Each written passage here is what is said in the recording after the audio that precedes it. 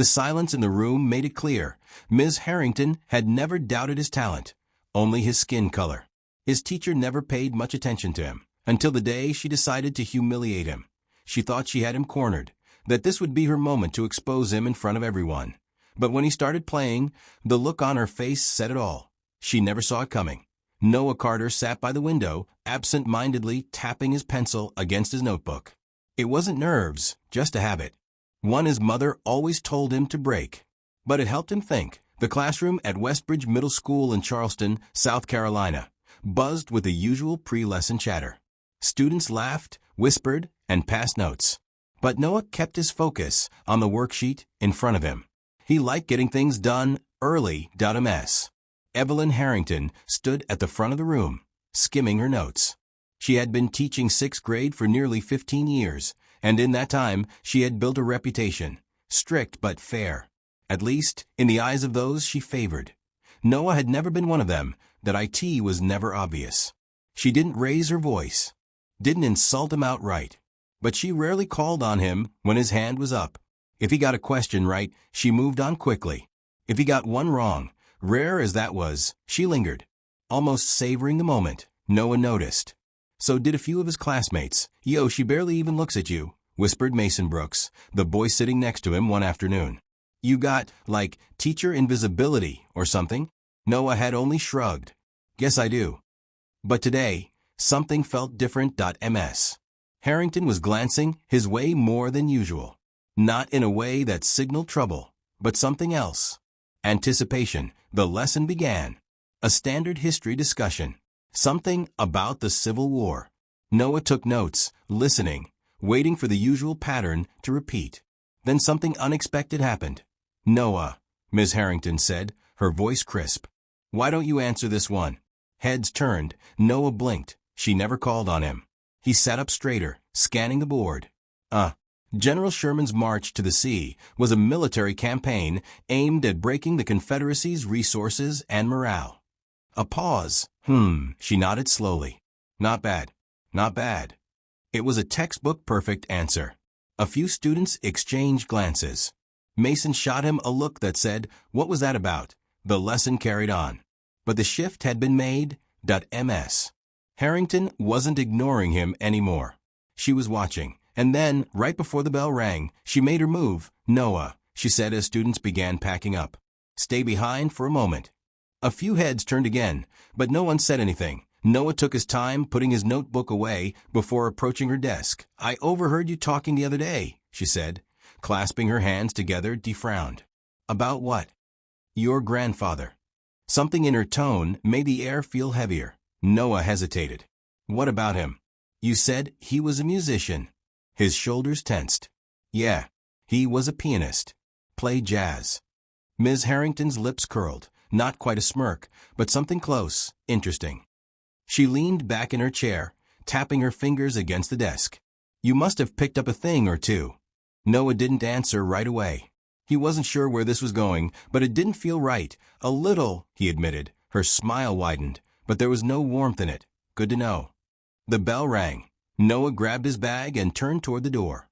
But her voice stopped him. "Tomorrow, let's see what you've got." He turned back. "What?" "The piano in the corner." She gestured toward the old, upright instrument collecting dust at the back of the room. "You'll play something for the class." Noah stared at her. That a few remaining students had paused near the doorway, eyes flicking between them. "Why?" Ms. Harrington tilted her head, as if the question amused her. "Why not? You said your grandfather played. I'm sure you have some of that talent in you."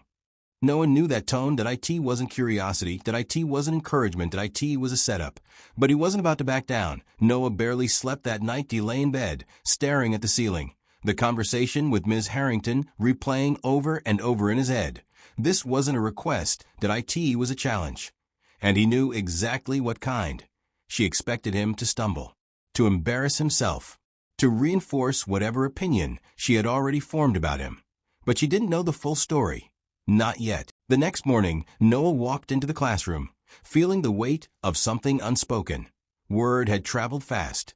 Whispers followed him as he took a seat. "You gonna play today?" Brandon Hall, one of the louder kids, smirked from across the room. Noah didn't answer. Didn't know you were a piano guy, Mason murmured beside him. Noah kept his eyes on his notebook. There's a lot of things people don't know. Ms. Harrington entered, setting her books down with an air of satisfaction. She barely acknowledged the students settling in.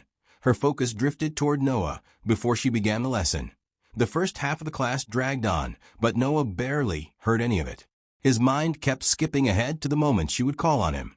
And then she did. Well, she said, closing her book and glancing at the clock. We have a little time before the next lesson. Perfect. She turned toward the old upright piano in the corner. Noah, let's see what you can do. The air in the room shifted. Students adjusted in their seats, some whispering, some watching closely. Noah didn't move right away. He felt every eye on him. His heartbeat wasn't fast, but it was strong, steady. Then he stood. A few muffled laughs rippled through the room as he walked toward the piano. Someone muttered something he couldn't quite catch, but he didn't need to. He already knew the tone. Ms. Harrington clasped her hands together. Play whatever you'd like. Noah studied the piano. It was old, keys slightly yellowed from age, a few of them chipped at the edges. He ran his fingers lightly over them. Just once, the instrument was out of tune. Not by much, but enough. He inhaled, sat down, rested his hands on the keys that he knew exactly what he was going to play. Then he heard it, someone stifling a laugh behind him. A snicker, low but clear. It wasn't just about proving Miss Harrington wrong anymore. It was about proving everyone wrong. And he was going to do it in a way they'd never forget. The classroom had never been this quiet. Even Ms. Harrington, who usually carried herself with smug certainty, had an almost curious look in her eyes. Students leaned forward, waiting. Some expected a disaster. Others were just there for the spectacle. Noah placed his fingers on the keys. They felt familiar beneath his touch, even though this piano was nothing like the one he had at home. His grandfather's piano had been warm, well-loved, with deep, rich tones that filled a room effortlessly. This one? The keys were slightly stiff. The soundboard likely warped from years of neglect. A deep breath. A moment of stillness. Then he played. The first few notes drifted through the air, soft and steady. A blues progression. The kind his grandfather had played for hours on humid South Carolina afternoons. Noah's fingers moved with confidence, rolling through the chords, his left hand keeping time while his right danced over the melody. The classroom shifted. The whispers stopped. Even the kids who had been smirking before sat frozen in a mess. Harrington crossed her arms, her brows furrowing ever so slightly. She had expected hesitation, maybe a shaky start. Instead, she was hearing something she hadn't prepared for. Noah didn't stop to see their reactions. He wasn't playing for them anymore. He was playing for himself, for his grandfather. But he let himself sink into the music, feeling each note as if it were telling a story only he understood. His fingers glided effortlessly, striking a balance between precision and raw emotion. It wasn't just technical skill. It was a conversation between him and the keys. Then he took a risk. He shifted into something more complex, letting his hands weave intricate runs up and down the keyboard, a progression his grandfather had taught him, one he had struggled with for months before finally mastering. A deep, rolling bass line pulsed beneath a soaring melody, notes colliding and resolving in perfect harmony. The longer he played, the heavier the silence became. The weight of it settled over everyone in the room, wrapping around them like the very notes filling the A-I-R-N-O. One laugh now. Mason, sitting near the front, leaned forward slightly, his eyes wide. Brandon just stared. Brandon, who had cracked a joke earlier, had his arms crossed but wasn't smirking anymore. A few other students exchanged glances, their expressions a mix of shock and something else. Something close to admiration. And then, the crescendo. Noah's fingers pressed firmly against the keys, striking chords that echoed against the walls. The music swelled, filling every inch of the room. Every quiet space where doubt had once lived. He pushed harder, letting the final run carry the weight of everything he hadn't said. And then, silence. The last note hung in the air for a moment before fading. Noah lifted his hands, resting them on his lap for a second. Nobody moved. Nobody spoke. Then a single clap. Came from the back of the room. Then another. And another. Within seconds, the entire class was applauding. Mason let out a low whistle. Damn. Brandon, still sitting with his arms crossed, gave a small shake of his head. I didn't know he could do that. Noah exhaled, his heart pounding, not from nerves, but from the sheer energy of what had just happened. He had done more than play, he had changed something. The applause swelled, students looking at each other as if they had just witnessed something they weren't supposed to see, something they would remember. But the loudest silence of all came from Ms. Harrington.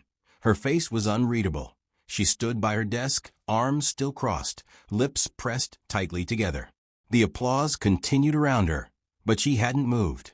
She hadn't said a word. Noah sat still, hands resting on his lap, breathing deeply. He wasn't smiling, wasn't looking for approval. He just let the moment stretch, letting them all sit with what had just happened. Then, finally, Ms. Harrington spoke. "Well," she said, her voice clipped. That was unexpected. The clapping died down, students glancing between her and Noah. A few kids still whispered excitedly. But the energy in the room had shifted. It wasn't just entertainment anymore. "Where did you learn to play like that?" she asked, tilting her head slightly. Noah met her gaze, unflinching. "My grandfather." Something flickered in her expression, but it was gone too fast to name. She straightened. "I see." A pause. Ms. Harrington tapped her fingers against her desk, the only sound in the now silent classroom. Then she turned to the rest of the students, as if shaking off whatever thoughts had crossed her mind. "All right, let's get back to our lesson." But nobody moved. Noah glanced around. Mason was still watching him, eyebrows raised, like he couldn't believe what he had just seen. A girl in the back, Madison Green, looked almost annoyed, like the moment had been taken from them too soon. Brandon scoffed under his breath. "That's it." Ms. Harrington's eyes snapped to him. "Excuse me." Brandon shrugged, shifting in his chair. "I mean, that's all you're going to say?" He just played like, he gestured vaguely, like something you hear on TV. "And you're just going to move on?" A few heads nodded. Ms. Harrington's mouth tightened. "This is a classroom, not a talent show." Noah took a breath, steadying himself. "You didn't think I could play, did you?" Her eyes darted back to him, sharp and assessing. He didn't let her look away. "That's why you called me up here." A few murmurs rippled through the room. Ms. Harrington let out a slow breath. "I simply gave you an opportunity to share your talent with the class." Noah shook his head. "No, you didn't." His voice was calm.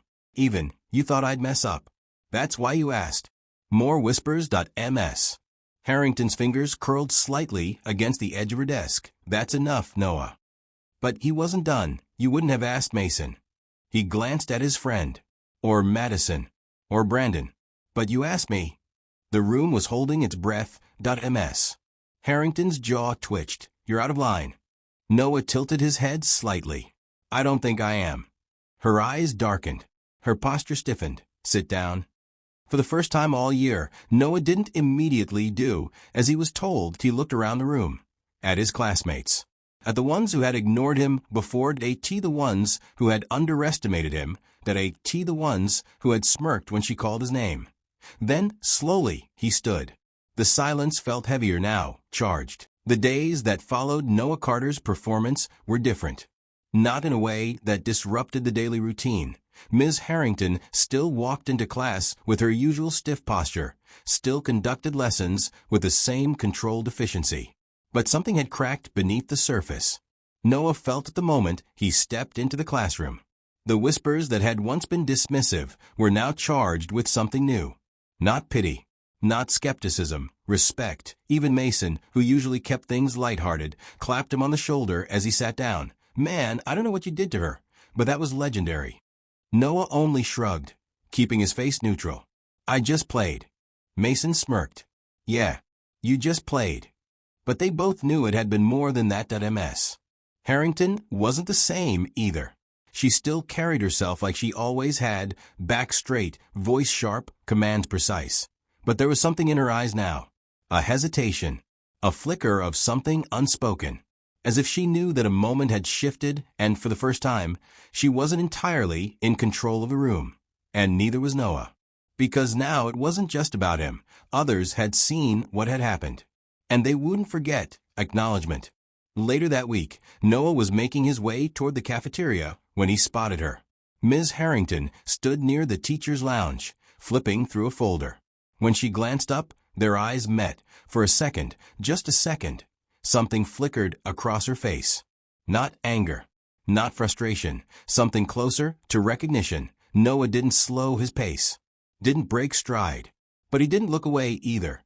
And this time, she was the one who looked away first. That a part of him had expected to feel triumphant in this moment, to take satisfaction in watching her discomfort.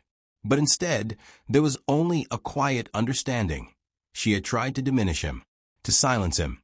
And yet here he was, not because of her, that in spite of her. He didn't smile, didn't gloat, he just kept walking, because he didn't need her approval. Not anymore. At AT lunch, Noah found himself at a table that looked different than it had a week ago. Mason was there, as always. But so was Madison, and a few others who had never paid him much attention before. You ever thought about playing in the talent show? Madison asked casually, stealing a fry from Mason's tray. Noah glanced up. The one in May? She nodded. Yeah, you should. Mason grinned. Dude, you'd win. Hands down. Noah hesitated. It wasn't that he didn't want to. He had just never been the type to seek the spotlight. Before last week, no one had cared whether he played or not.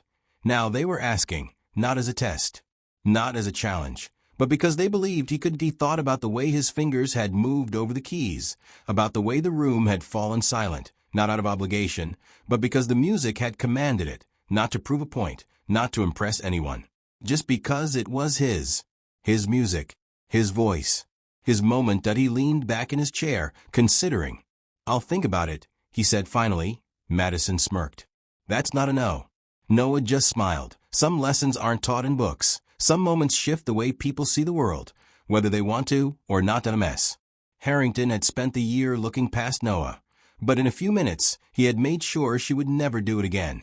She might never say it out loud, might never admit what she had assumed about him, but it didn't matter, because Noah knew something now. When people try to silence you, when they try to underestimate you, the best thing you can do is let your talent speak louder than their doubts.